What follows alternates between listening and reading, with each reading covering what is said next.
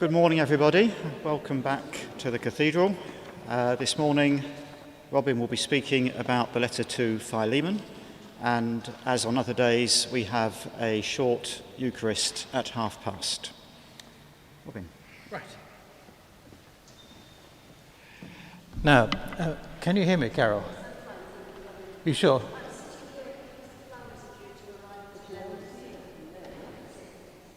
Yeah, and the rest of you, can you hear me all right? I hate to think all these pearls of wisdom go wasted. So.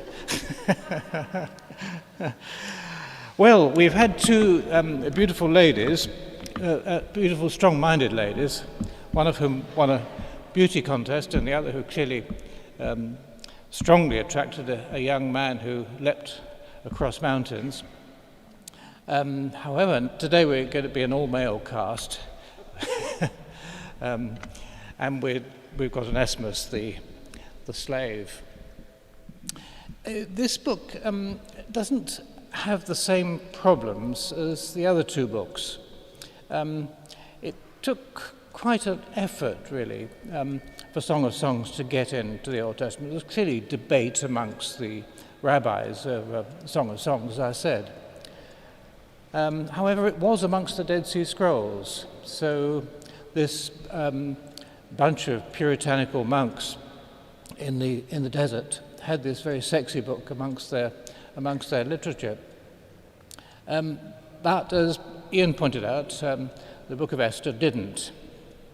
So this liberation document, an occasion when the genocide of the Jewish people was reversed, wasn't amongst their texts. And indeed, it took a while to be established in the Hebrew Bible. Well, the book I'm going to talk about on Friday, Revelation, had a huge problem being incorporated into the New Testament, as we will see, but I won't trespass on that. But I'm not sure that Philemon did. At least we don't know about it having huge problems. It's probably puzzled people since why this short letter, which doesn't make any particularly strong theological points, it, unlike Esther and Song of Songs, it mentions God and Jesus Christ some 9 times. So it's a very religious book, unlike those other two, which are doubtfully religious. But it does have a story, but it's actually quite difficult to tell that story. And there's too much missing from it. It really is a letter, and most people think it really was written by Paul, unlike some of the things ascribed to Paul in the New Testament, such as the letters to Timothy. But it doesn't say very much, and it doesn't give you enough clues about what was actually going on. Well, I'm going to try and show you why that's the case. But let's try the story. The story is usually told a bit like this, that a runaway slave finds himself in Rome, where Paul is a prisoner, and somehow comes into contact with Paul, and Paul befriends him and treats him as a father, and finds him useful. And then he seeks to restore Onesimus to his owner, Philemon, and writes to him accordingly that he should receive him back and forgive him for running away, and indeed treat him as a brother Christian. Well, told like that, and you've probably told that story several times, there's several facts in there which are not facts, they're suppositions. One is that he was a runaway slave. There's actually nothing in the letter which says that he was a runaway slave. A slave, yes, but runaway? Well, it doesn't say that. And one of the practices in the ancient world was indeed for people to lend their slaves to people on occasions. So, far from running away from Philemon, perhaps Philemon had actually lent Paul his slave, and that's why he was in prison in Rome. Well, there's another fact that's disputed. Rome, well, say some scholars, it actually could be Ephesus. Paul was in prison more than once. And supposing it's Ephesus, that makes a bit more sense about Philemon offering him hospitality. Rome's a long way away. So there's at least two so-called facts, three really. One is that he was a runaway slave, first of all. Secondly, that that whether he was actually lent or not. And thirdly, whether Paul was in prison in Ephesus or in Rome. Well, we've actually got no way of establishing any of those things, which makes it complicated. It's not the first time. 1 Corinthians has many of the same problems to know who exactly Paul is addressing when he talks to them in his letters. And 2 Corinthians, many people think, is two letters combined. And again, that makes it confusing. But with this one, it's such a short letter, and so sparse of details that it's quite difficult. Well, clearly he did offend Philemon, because Paul is asking for him to forgive him. That's true. And it's got the great expression of Paul that this slave should be treated as a brother Christian. So all those things are certainly there, and they're part of this letter. So it does make it a little bit strange for us that this letter, which is so context-specific, just appears in the New Testament and still puzzles us today. But it has actually inspired quite a bit of thought. For some time, people have realized that actually there are other letters in the ancient world which express something very similar. Now, I've quoted the one from Pliny here. I mean, the first text we have here, get the right glasses, is the whole of Philemon, so you can see how short it is. And I'm guessing when it was written. We don't actually know. But it was a good 40 to 50 years before Pliny, who wasn't born until 66 AD. Now, Pliny isn't a Christian. He's a Roman official. And this is a secular document. It's not a religious document. But it is talking about a freedman. This is somebody who had been a slave. And he's writing on behalf of this slave. And I'm not going to read the whole thing. It's there, and you can read it for yourselves. But I'll read the beginning. He earnestly requested me with many tears, that's this freed slave, and even with all the eloquence of silent sorrow, to intercede for him. In short, he convinced me by his whole behavior that he sincerely repents of his fault. I'm persuaded he is thoroughly reformed, because he seems deeply sensible of his guilt. I know you're angry with him, and I know too it is not without reason, but clemency can never exert itself more laudably than when there is most cause for resentment. You once had an affection for this man, and I hope will have again. Meanwhile, let me only prevail with you to pardon him. Now, what you'll notice from there is two things. One is that this freedman, his former slave, had earnestly requested him to write this letter. So he's writing on behalf of the person at his request. Now that's something, again, we don't know about Philemon. Is Paul writing this on his own behalf, or is he writing it because Onesimus has asked him to write it? That makes quite a big difference, doesn't it? Because the slave or former slave asking the person to write is asking from a position of weakness somebody who's in a position of some authority or power. And indeed, we know that Pliny's letter was successful, because he wrote a follow-up letter saying, thank you very much for doing as I request. So here we have another ambiguity about this Philemon. Is this Paul writing because he's been asked to write, or is it Paul writing because he has chosen to write? I think I'm in favour of the first, that he's writing because he's been asked to write. Because there's the same sort of rather obsequious language at the beginning, isn't it?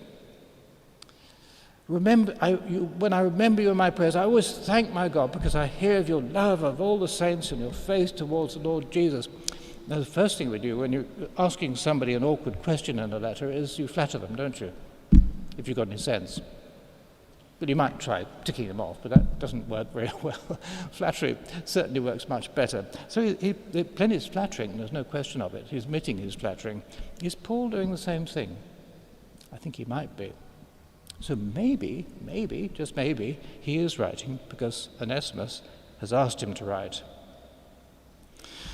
And then he goes on to say, concede something to his youth, to his tears, and to your own natural mildness of temper. Do not make him uneasy any longer. Now, lad, do not make yourself so, for a man of your kindness of heart cannot be angry without feeling great uneasiness. That's wonderful, isn't it? He's really turning the books and saying, yeah, okay, you're angry. Yeah, but just remember when you were young. Just remember the things you did when you were young.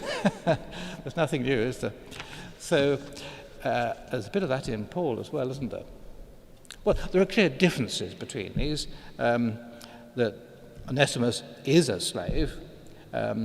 The person that Pliny is talking about was a freedman. He had been a slave, he'd been freed. But they were both slaves. So that's in this letter. One of these scholars who's particularly attracted me, Mary Ann Beavis, an American theologian, has written a book recently on Philemon, and it's a rather attractive little book. And she does something new, at least I think it's new, I've never seen this before. She actually says, well, let's look at the slave letters that were written by slaves or for slaves or on behalf of slaves in America in the 19th century. After the abolition of the slave trade, but not in the southern states, the abolition of slavery as such. So slavery still exists, even in the mid-19th century. And amongst the letters she reproduces is this lovely letter from Delia, who had been an enslaved woman herself. I'm not going to read all of that because you can read it for yourself, and she's kept the spelling, which makes it even nicer. So clearly she's got some education, she knows how to read and write, but not that much education, she doesn't know how to spell. Master, I take this liberty to ask you, please, to buy, B-U-Y, Henry, and let him come home and live with me. Please overlook, the buying is important as well, because after all, Paul also talks about compensating, so there's money involved in this as well. Please overlook my not asking you to buy him when you were here, but I thought you were angry with him because he did not agree to come to you when you offered to buy him. Master, you know the nature of a man when he's got a family is to make all he can for them. Henry, only objection of living with you was because you could not make anything in a private house. He could not make anything. When he found out once, he was forced to leave me and was taking his life and supposed to become desperate and thought it would make him, he would make his escape. So he is an escaped slave. And this woman is pleading with this richer man, using some of the techniques, a little bit of flattery, appealing to his better nature and asking him to change. Now, putting those comparisons raises one of the huge problems in terms of Christian ethics. The writers of all these letters don't challenge slavery. Paul doesn't challenge slavery. Indeed, in Ephesians and Colossians, if that is written by Paul, and some debate about that, he tells slaves to be obedient to their masters, and women to be obedient to their husbands, and so forth. And in the 21st century, we have problems, I hope, with both of those positions. Clearly, Esther was only sort of obedient to her husband. Well, why didn't they challenge slavery? I mean, you can argue, of course, that this wasn't the brutal slave trade of African slavery, of people being taken in boats and dying in huge numbers and forcibly taken to America and to the West Indies. No, it wasn't, but it still involved quite a bit of brutality, and the Romans were certainly pretty brutal. And after all, there's Paul in prison. In prison. So in prison because of persecution of Christians, and indeed of Jews under the Roman rule. So it is a pretty brutal regime. It is surprising it isn't questioned. I think one answer may simply be this, that Paul, as we know from his early writings, from 1 Thessalonians, really did believe that the world was going to end very soon. And, well, if you think the world's going to end very soon, perhaps righting social wrongs is not top of your list. Top of your list is what's going to happen to you in the next world. So maybe that's the reason. Well, we don't know.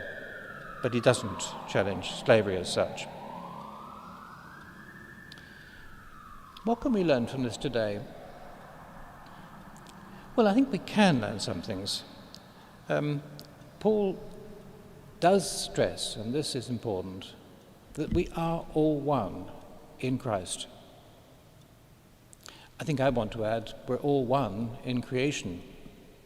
We're all made in the image of God, as Genesis tells us. Whether it's in creation, involving the whole of humankind, or whether we're simply thinking about the Christian community, this was important in sowing the seeds which would eventually persuade Christians that slavery was wrong. And it's slowly convincing us about equality between genders and sexes. And that's important. So that's one thing we can certainly learn from this short letter. It's I must leave you time for mustn't speak too long, but what else can we learn? Well, it is a deeply pious letter, and it does mention Jesus Christ at 9 times in just a short letter. This is at the very heart of St. Paul's theology, his great conversion. And if we think that he's a person in power, well, yes, he is, and yes, he isn't. Because after all, he too is a victim of this brutal regime of the Romans. He's there in prison, after all, for voicing his beliefs, his Christian beliefs. So his conversion has, from being a persecutor of Christians to being one who is persecuted, quite extraordinary volte-face. Some scholars, this is a minority view, think that Paul would have known Jesus and maybe even saw and heard Jesus. Maybe. We certainly know that he witnessed the stoning of the first Christian martyr, Stephen. Perhaps that's what converted him. Perhaps having seen Jesus slowly in his mind, this changed his heart too. We don't know that, and we will never know that. But it's certainly one of the possibilities that he had seen Jesus himself. And when he says he isn't a true disciple, well, maybe not, but just possible he saw Jesus. But anyway, it's this faith that comes, as always in his writings, strongly from this. Well, despite the ambiguities, despite the things we don't know about it, it seems to me just a little valuable piece, particularly in the light of the long and bitter history of slavery in the world. Here at least, Paul is responding to Onesimus the slave.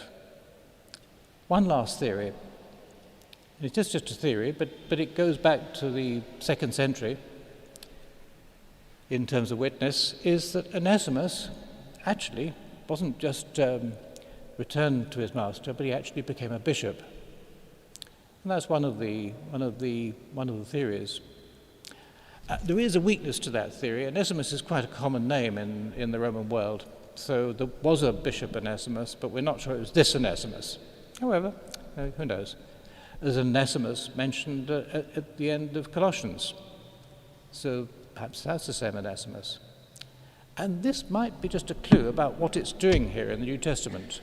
Not just that it's written by Paul, but it's actually written about Onesimus, Bishop Onesimus. Well, we can't be sure of that, but it's a nice idea. Well, questions? Yeah.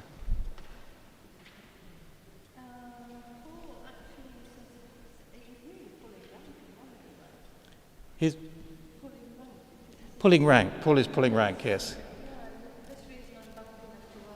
Yeah. Yeah. Yeah.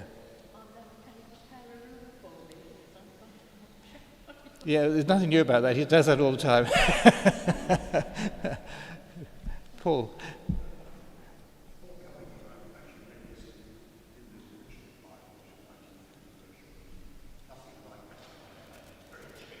Yeah.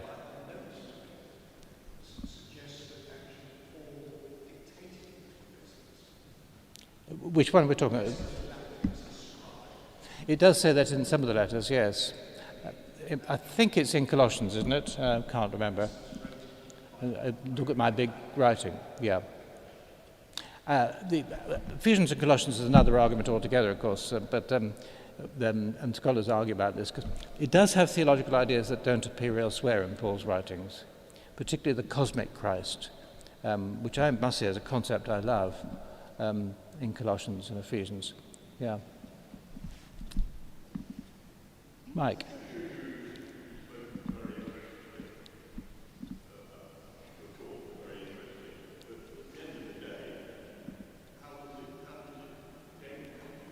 How did it?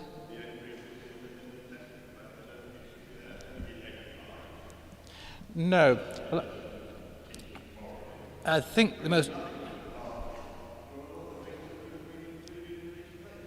Yeah, it is one of the questions Mike is asking. Well, it doesn't really tell us really why this is in the New Testament and other things could have been put there. You're right, because there are other things which I think are just as good as some of the weaker parts of the New Testament. The Didache is not there. That's one of our oldest documents. The Shepherd of Hermas is not in there, and that's a beautiful document. Nobody disputes that, or very few people dispute that, how important those documents are. And if you had to swap them for, say, Jude, I mean, who ever reads Jude? Then why didn't they? I think the only answer that comes back is because it was important for the compilers of the New Testament to make sure that everything was apostolic. It was written by one of the apostles or disciples. That's why we have these traditional ascriptions of Matthew, Mark, Luke, and John. But they're not really there in the documents themselves. Particularly John. I mean, for a long time, scholars used to talk about the fourth gospel. That was a convention of the previous generation. When I gave a lecture and talked about John, I got ticked off afterwards. No, we called it the fourth gospel. But there we go. And indeed, some of the more dubious Pauline letters are ascribed to Paul, but we have doubts. The only one that really escaped all of that was Hebrews. Do you remember the old authorized version, James? I think it talked about the Epistle of Paul to the Hebrews, didn't it? It doesn't claim that. It simply doesn't claim that. And its theology is wildly different from anything that Paul ever wrote. Yeah.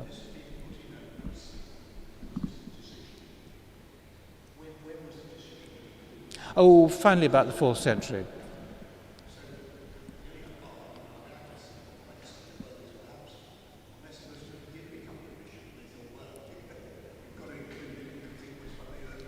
I think that sort of works, but we also know most of the other books got in because they were thought to be by apostles.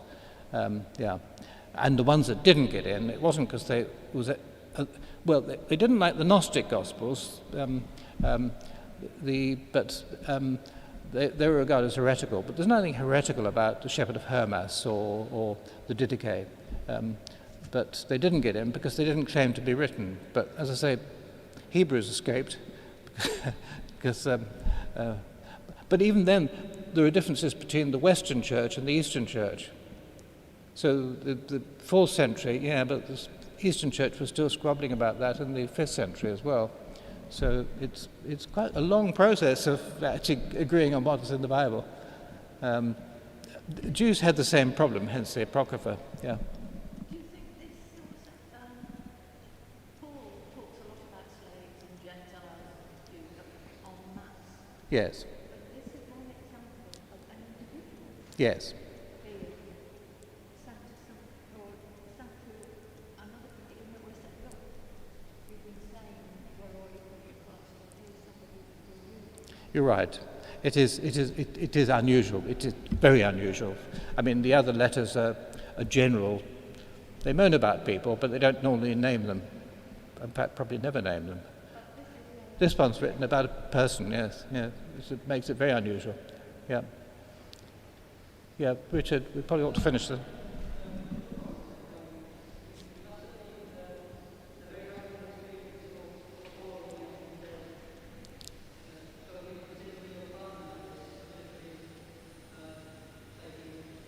Now, you probably need to take your mask off, Richard, because we can't really hear at this end, can we?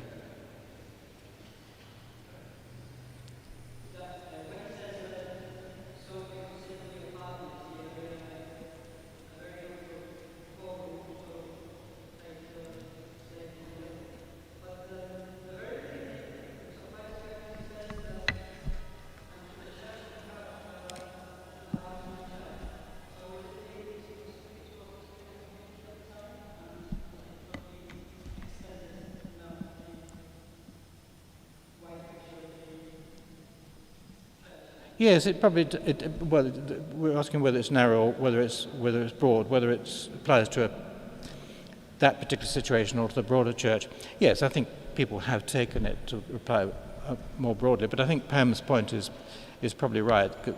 I can't think of another instance in Paul's writing where what he's writing is written to one person about a named other person. I don't think there's any example of that. So it is what we used to say ad hominem, to a particular individual. Yeah. Yeah. Right, where's Ian? Oh, he's gone off, yes. But since we'll wait till he comes back, or do you want anybody else that hasn't asked a question yet wants to ask a question? Or tell me I'm wrong, I don't know, I'm always used to that. One thing about teaching students is they always tell you you're talking rubbish. Yes.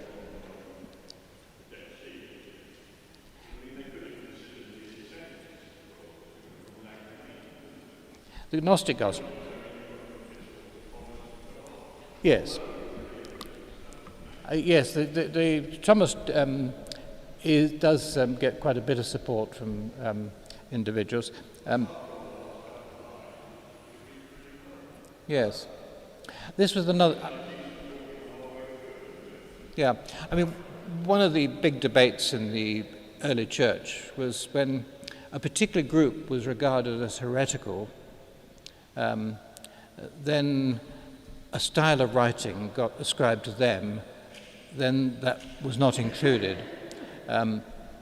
Gnosticism was a movement. The word Gnostic means knowledge. It's a mystical movement with which argues there was special knowledge. Well,